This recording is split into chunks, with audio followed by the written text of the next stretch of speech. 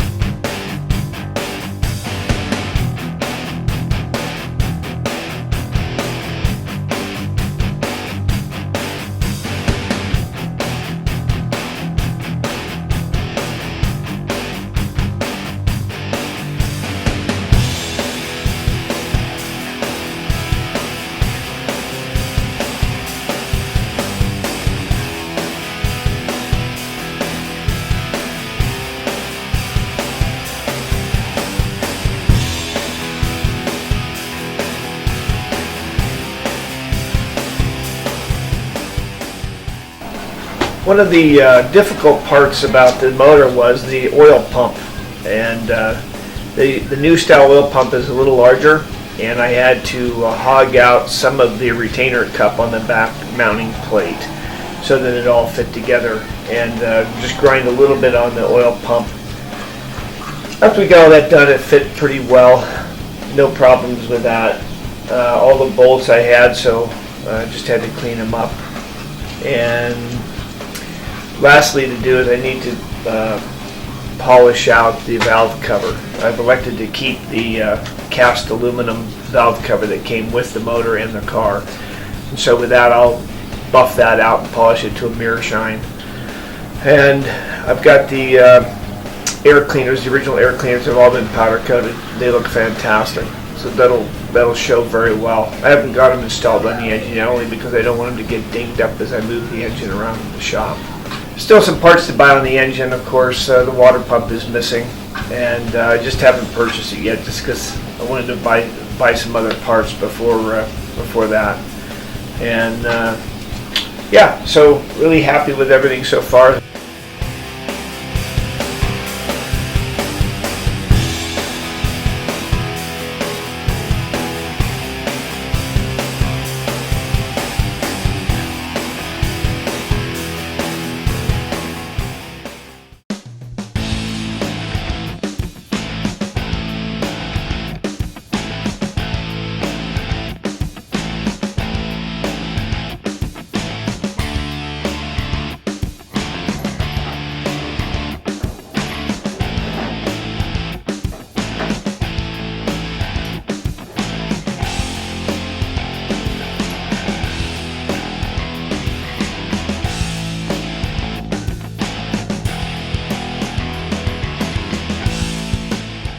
Yeah, now that it's elevated where I think I'd like to have it, I'm going to go ahead and build the rotisserie.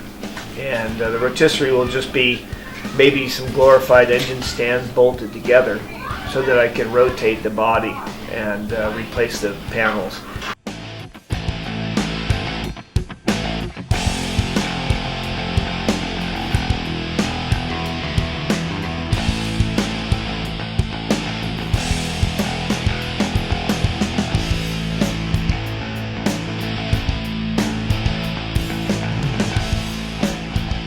So finally finished these. I was able to buy the bushings from a company back east called Apple Hydraulics, who makes these bushings for the lower A-arm assemblies for the Sprite or Midget Sprite.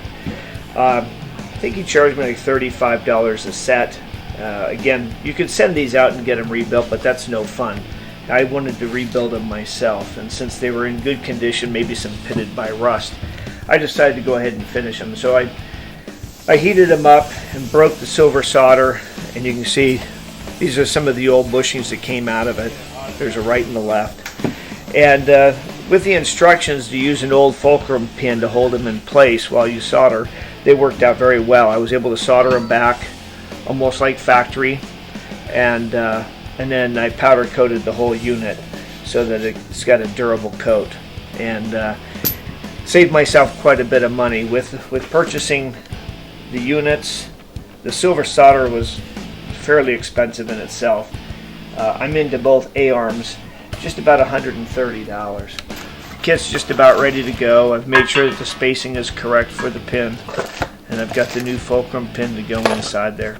One of the other things that I'm rebuilding is the spindle. When you buy these rebuild kits, it comes with the bushings, but it doesn't tell you how to put them in. So I've pressed these in. I have yet to ream them out, but I'm going to go ahead and ream these out here shortly, and then I'll powder coat this, minus the bearing areas, black, so that it matches the rest of the assembly on the front. Now this car has been upgraded since it was new to disc brakes. We're going to go ahead and keep the disc brake setup. This obviously, the front end assembly is probably from a 1098 or Mark 1 or Mark 2 Sprite, and we'll go ahead and keep that since this disc brakes is an upgrade that I wanted to do anyway. Well, originally when we bought the Bugeye Sprite, typically they come with metal dashes. This one came with a teak wood dash, and I had been contemplating just getting rid of it and getting an old metal dash that I could upholster. But after sanding this one down, I think this will add some more character to it. It is in very good shape. When we put this Valspar varnish over it, and I'll put 4 or 5 coats to make it nice and shiny, it'll add a lot of character to the inside, which I'm kind of happy for. Just recently this week, we received a package of parts from Frog Eye Spares in Great Britain, and I've got to figure out a way to get them here a little bit cheaper than how they sent them, because it only took a week and it cost me $150 freight for the parts you see on the floor. So there's got to be a better way to freight them from England, but they have just about every part you can want to assemble a full Bugeye Sprite body. And in fact, if I had unlimited funds, you can buy the complete Bugeye body completely refabricated for about $10,000. This one I think will probably be in probably $1,100-$1,200 in new sheet metal when we're all done. Can't wait to get started here. I've got to do some strengthening of the body shell before I start cutting away the A-pillar and some of the lower apron. And then the floor panels will probably be the last that go in, because everything else needs to be built around it first, or rebuilt around it first. And so that's our project for this winter, is to start doing some sheet metal and then refabricating some of that. And next year, next spring, when it warms up, hopefully the body will be ready for some paint. There you go. This is what you see here right now, with freight and everything, is $400, $420 worth of stuff. So today we began to start to remove some of the old floor pan in the car so we can get to some of the support structure, and then rebuild what needs to be rebuilt so we can replace with the new sheet metal that we've already purchased. Once we get that done, I'll put a new, the floor sections now come in 2-piece sections, so I'll start with the driver's side. And, you know, hopefully in the next month or two I'll get that driver's side all rebuilt. As weather permits, we're starting into almost a year on this project. We've got a lot of the stuff rebuilt, but the bodywork is the last to do. So I went down at Harbor Freight Tools, and they have an actual bit that is used to cut out spot welds.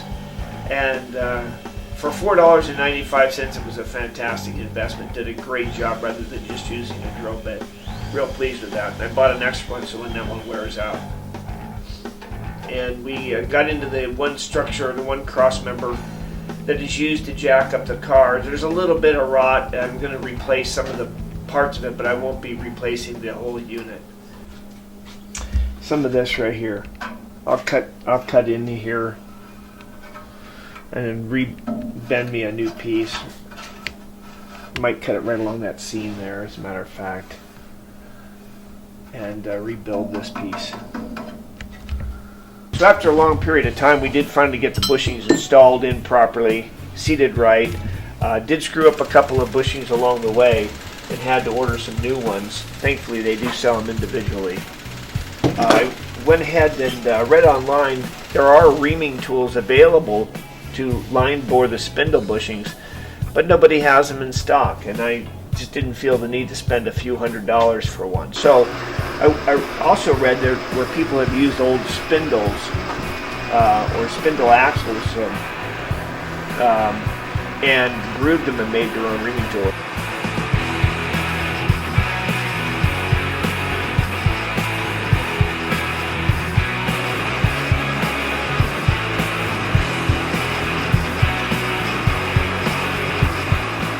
So that's what this is right here. It's part of an old spindle that came with it, and I just grooved it with a wheel and used that to ream the big end here. And then I used a portion of this section of another one, grooved it, and I used that to ream this end right here. And then just to line them both up, I went ahead and put it in the drill press and re-reamed the large one with the pilot from this first one up here, and it seemed to have done a really nice job. When you go ahead and assemble the units, there is absolutely no play. There's absolutely no play in the unit, so that did a very nice job. All of the grease zerks are lined up. So now I'm going to go ahead and finish cleaning the outer shell of these and clear coat them, and then I'll be able to start assembling the units. We still have a lot of sheet metal to do on the car, but this will be a good winter project to do.